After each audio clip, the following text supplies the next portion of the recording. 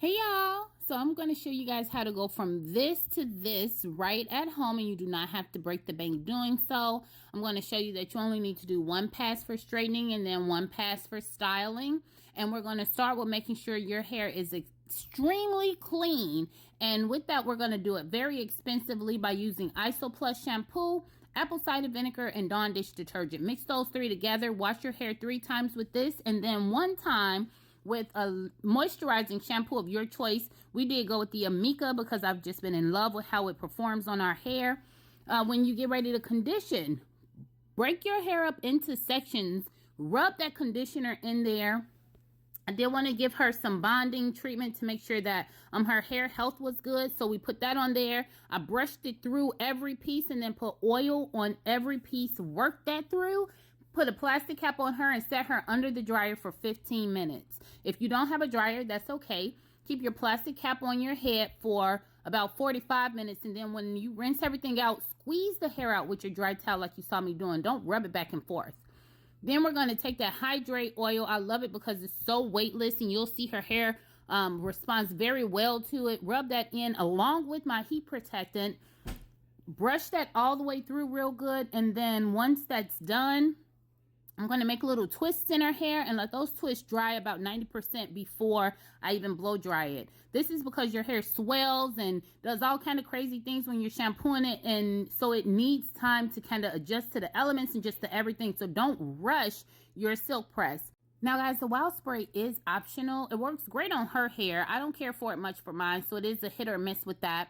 After I blow dry her hair really good, you can see that once I cut one piece, I pull hair from the previously cut piece and add it to the next cut piece so that I can make sure I have a cohesive cut. I'm pulling everything down low and then trimming it because she likes layers, but she actually wants her layers low so that her hair will look fuller. I want you guys to pay attention to how I'm doing this because I've been seeing videos and people are wanting to trim hair, which I think is great. But they're pulling it in a bunch of different degrees. They're pulling it up, down, all around. Don't do that, because if you pull one piece of hair up, but you pull the other piece of hair down, you're doing different cuts everywhere. And so their hair won't look as good if you do that. After I trim each piece, I blow dry it again and then put it in the braids. These braids have to be completely cooled off before you flat iron it. So probably 10 minutes or so. That's why I said don't rush your silk press. And look at that, one pass. I'm going to show you guys again.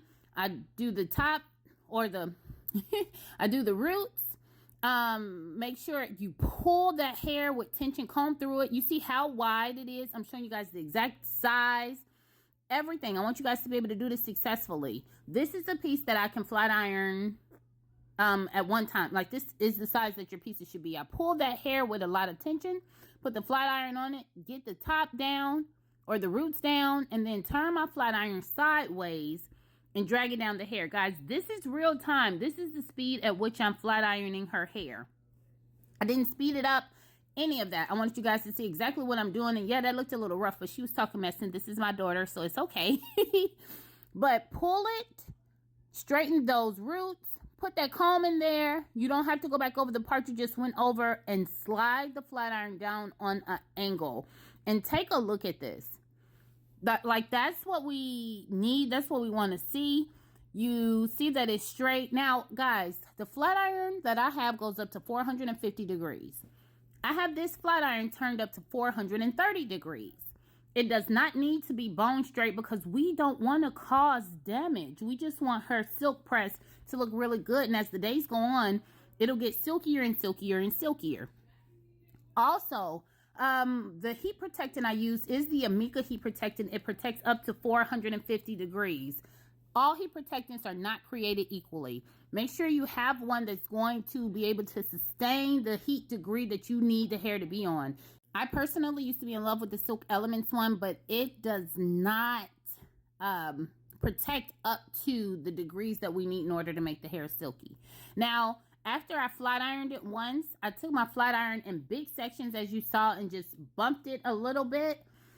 She did not want curls, but because her hair is layered and it's, look at that. That's real time, y'all. That's not slowed down for effect. There's no enhancements on this, nothing. This is how her hair is looking. If she wanted to curl it, those curls would sit so good because of the cut that she has. Your hair health is more important than a style. You have to choose health over style. There is nothing wrong with getting a silk press. You just have to be able to do it the right way. Guys, make sure it's clean. Make sure it's moisturized. Moisture is your BFF when you're doing a silk press. And make sure your ends are trimmed. That is vital. As the days go on, like I said, the more she wraps it, the straighter it'll be. It's actually really, really straight now, but you can see there's some slight texture to it, and that's okay. That means that we did not burn her hair trying to make it look like it's not her hair. Someone trying to make it look like a straight weave.